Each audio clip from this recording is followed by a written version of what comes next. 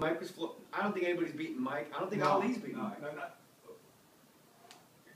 I think Mike's defense is super underrated. You know, you make a major argument with a lot of people.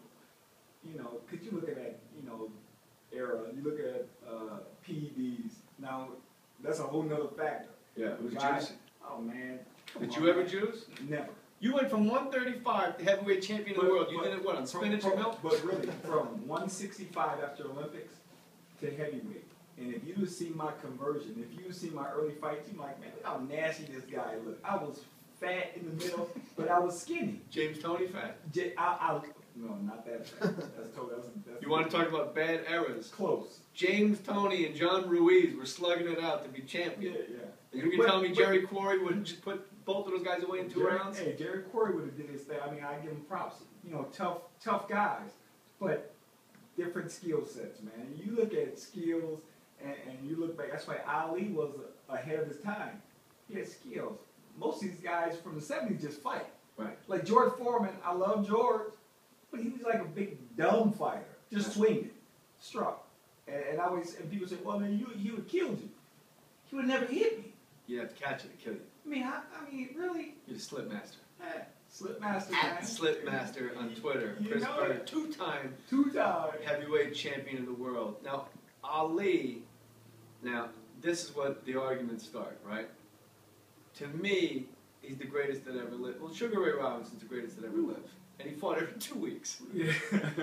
But with Ali, I do believe he was the greatest of all time. If you just go by heavyweights, obviously, heavyweights have to dominate that discussion. Yeah. But to me, he never beat Liston. Liston never got off the stool.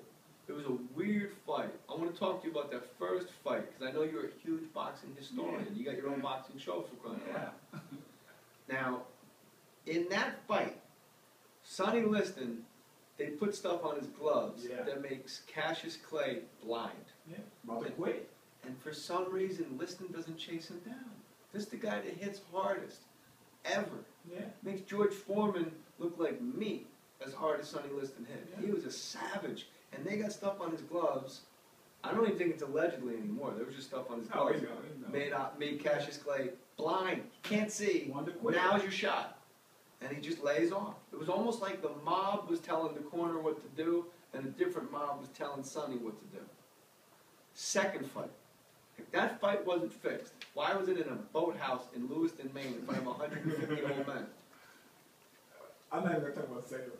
Why not? That's just... Does that get you in trouble with your brethren when you go to like Hall of Fame dinners and stuff? And they're like, it's fucked up. You said that podcast. No. Slide right, Chris. I'm real, man. I'm real about, especially when it comes to boxing. I mean, I look at this. I look at the same way you look at the second fight. I mean, Ali wasn't punching like that.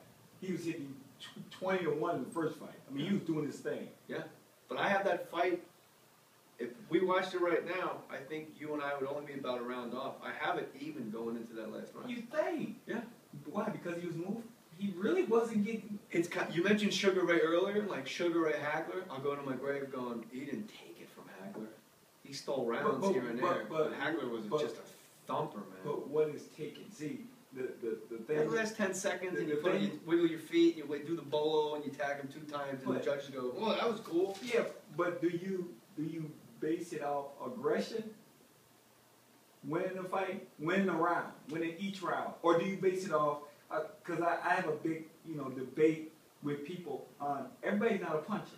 Hagler, because he aggressive, he wins a round. Here's with Hagler and Leonard. What makes that is super. They're super fights, right? Yeah, they're great but fights. Hagler Leonard, people don't realize, is a super fight. Yeah, over the top. Because there's 2 such distinct styles. Ray was a counter-puncher, very flashy. Marvin was like thuggish from Boston, head down, almost Frazier-esque with the head and movement, and just threw. Neither guy, at any moment in those fights, took 1 step from their style. Yeah. And that never happens. Yeah. There's always one guy that goes, fuck it, I'm throwing. Yeah. No, this is crazy. I'll be hit. Or I'm going to run. Yeah. Like Camacho always got on. You could always count on Camacho to get out his bike. You you could always that. count You know that. on Mancini to never take a step backwards. And, you could always count on Mike to just be that pit bull, right? And these 2 guys never took a step back from either thing.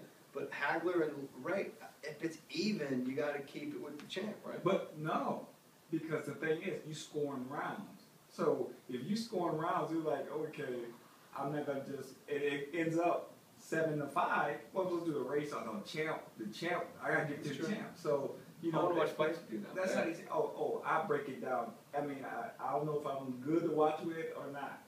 Well, with me, because I got my stupid opinions. You're actually a heavyweight champion. Okay, and I correct all that. That's what I'm saying. I don't know if I'm good, good to watch with. Now you might be like, man, why don't you be quiet? No, I want to learn. Okay, that's it. 'Cause I love breaking down boxing.